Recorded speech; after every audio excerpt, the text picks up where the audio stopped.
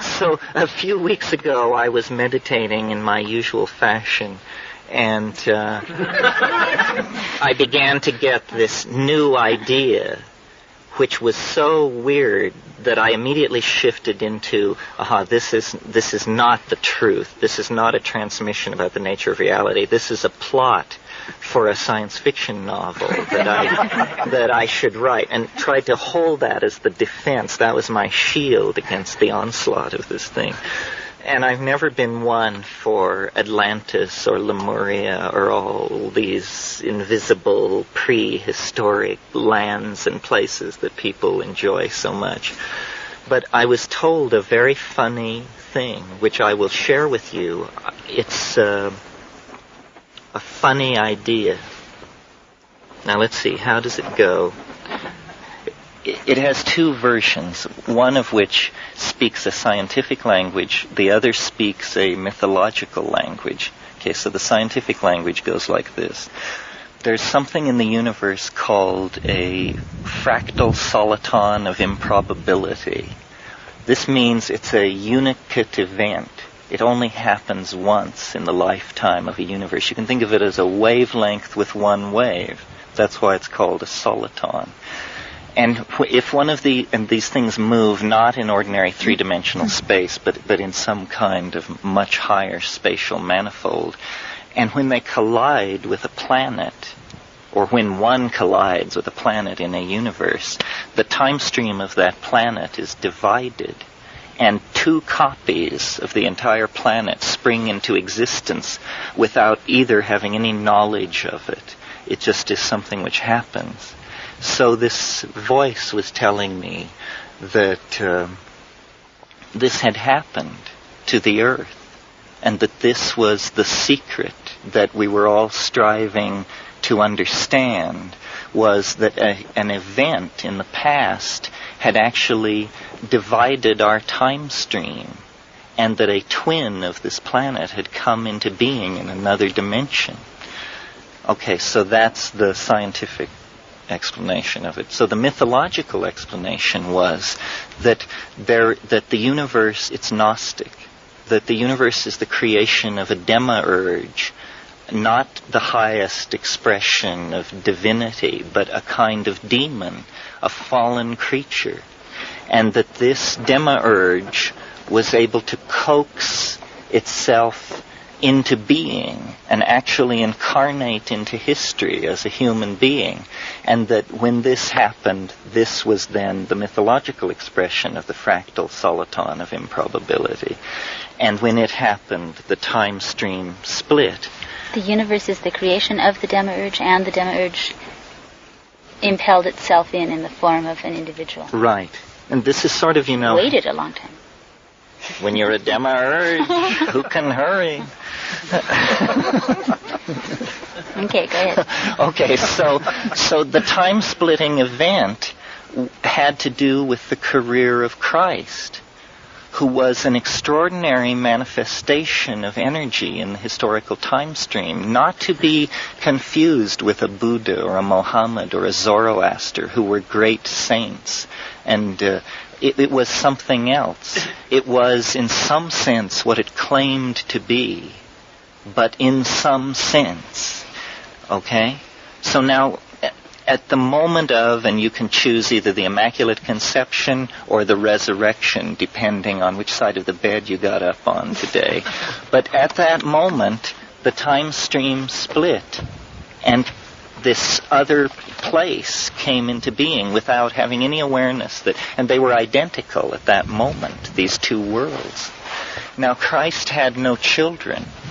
So, what I forgot to say was that the event, the fractal soliton of improbability, has this quantum mechanical half charge, so that in one of the universes it happens, in the other universe it doesn't happen. And so everything about these two worlds was the same, except that in one of them the Immaculate Conception had not taken place, or the resurrection had not taken place. Now, because Christ had no children, in the world in which he was absent, it was not a genetic line which was missing. It was an ideological line which never received expression. And consequently, as time passed, first decades and then centuries, the absence of this particular intellectual influence in the world changed the world radically in the following way. Greek science did not suffer the suppression that occurred with the conversion of Constantine. The academies were not closed. The Hermetic knowledge was not repressed. Conversely, the empire was stronger and was able to repel the barbarian invasions of the 2nd to the 5th century. And mathematics, which had halted in our world at Diophantus, proceeded through his disciple Hypatia to develop a calculus by AD 370, so that the millennium of Christian stasis that occurred in our world did not occur in that world. And as time passed and engineering advances occurred, by around 850, they had ships which were able to cross the Atlantic Ocean, and they encountered the Mayan civilization reaching its fullest flower in Guatemala and on the Yucatan Peninsula. And in fact, in this vision, I saw the Roman Emperor Cosmodorus V make a pilgrimage to Tikal in 920 to be present at the coronation of a king at the end of Baktun VIII. Anyway, this Greco-Roman imperial culture immediately recognized the genius of the Mayans in mathematics and astronomy, and Europe was transformed into an amalgamation, a Greco-Mayan civilization with the...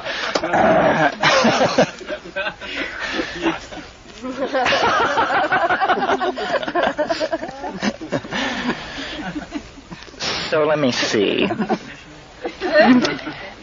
And this civilization continued to develop. Now, one of the influences which the Mayans brought into Europe around the year 950 was their extremely sophisticated psychopharmacopoeia and shamanism. And this mated with Neoplatonism and Hermeticism, so that rather than science developing as it developed in our world, a kind of magical psychopharmacolytic technology of thought and understanding was what was developed over the centuries. And then in later centuries before it happened in our world, they contacted the Orient. And the Sung, the dynastic influence of the Sung, poured itself into the creation of a global civilization, such that by around 1200 AD, they were able to land on the moon and create a cybernetic global civilization similar to the kind we have now. They continued evolving with all this psychotronic and shamanically derived, and now by this time you can imagine it was an unbelievably exotic and alien civilization compared to our own. The fruits of their psychedelic and psychoanalytic investigations into higher space was the discovery of our world.